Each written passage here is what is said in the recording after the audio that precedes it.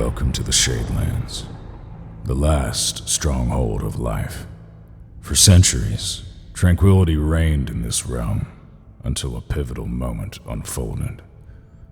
Dorian, a valiant warrior, celebrated for his feats in battle, sought liberation from the monarchy he had loyally served.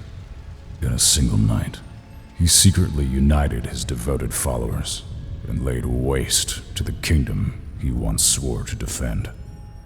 Journeying deep into the northern mountains, he established a new dominion, promising escape from their former bonds. However, his ambition would be his unraveling. His craving for bloodshed, war, liberation, and glory led him to forfeit his own soul for supremacy.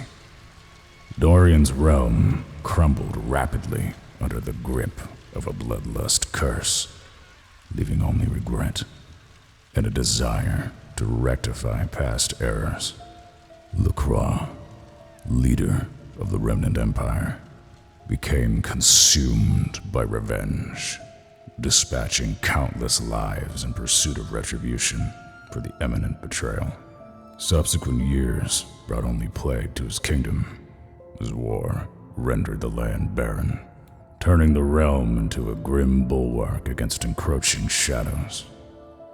Thus, within these boundaries, two fallen realms coexist, born of ancient heritage and bound by the unrelenting strife known as the Great Divide. Beneath the watchful gaze of icy skies, painting the horizon with a tinge of a pale dusk, herein commences our narrative, where their tale shall conclude. For on the horizon, a force arises, intent on terminating the conflict once and for all, even if it means the extinction of humanity itself.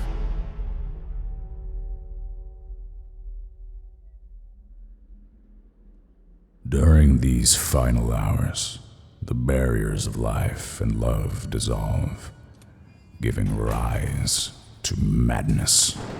What legends shall be passed down if no survivors remain to recite them? In this unfolding narrative, the chronicle of a conclusion commences as the two fallen kingdoms march resolutely and valiantly toward their inevitable demise.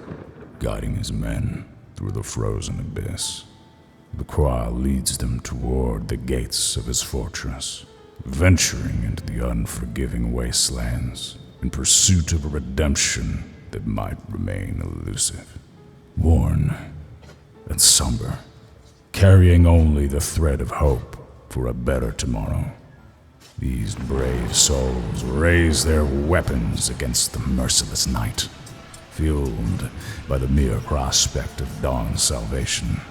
As they press forward, upon their return, they are greeted solely by the tolling bell's familiar chime and the haunting sight of lifeless forms being collected and borne away. Amidst this scene of desolation stands fate, attending to the ailing and departing, a solitary beacon in the midst of such profound despondency.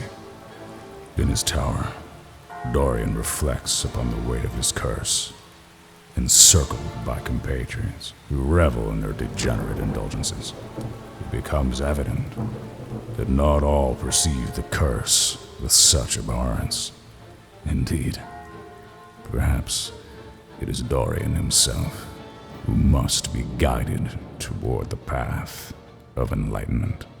Dorian descends the mountainous path, his heart heavy with conflicting emotions, torn between an unrequited love and an intense loathing for LaCroix. His yearning for freedom from the curse further complicates his feelings. Majin, his silent shadow, trails behind, conveying the terms laid out by Dorian. A stark ultimatum surfaces. For the curse to be lifted, humanity must be extinguished. This proposition, while seeming merciful, marks the end for society mired in suffering and anguish. Through this charitable yet harrowing act, both kingdoms aspire to attain their long-sought tranquility. Fully aware of the daunting task at hand, Dorian perseveres. The weight in his heart an unrelenting companion. Unbeknownst to him, he is not on this journey alone. The gravity of the pact he has entered into remains resolute. Emerging from the shadows, Majin ensures the completion of the grim task. The sacrifice concludes as the light of humanity fades into obscurity, with the vanishing of the light in her eyes and her body sinking into stillness. The curse itself withers away. In the hush of the pale dawn, Dorian finds himself liberated. As pledged, the warmth of mortal existence courses through Dorian's veins, yet as the echoes of the Croix's men resound in the distance, a dreadful revelation dawns upon him. In the pale light of morning, fate's passing had not gone unnoticed. Majin, the ultimate betrayer, had indeed achieved his sinister triumph by seeking the annihilation of all humanity. His silent scheme had been ingeniously woven through the intricacies of deceived hearts, unraveling the layers of non-existent hopes. Mortal hearts, so easily ensnared by their desires, had succumbed to corruption. As the clash of battle rages on, Majin revels in the chaos.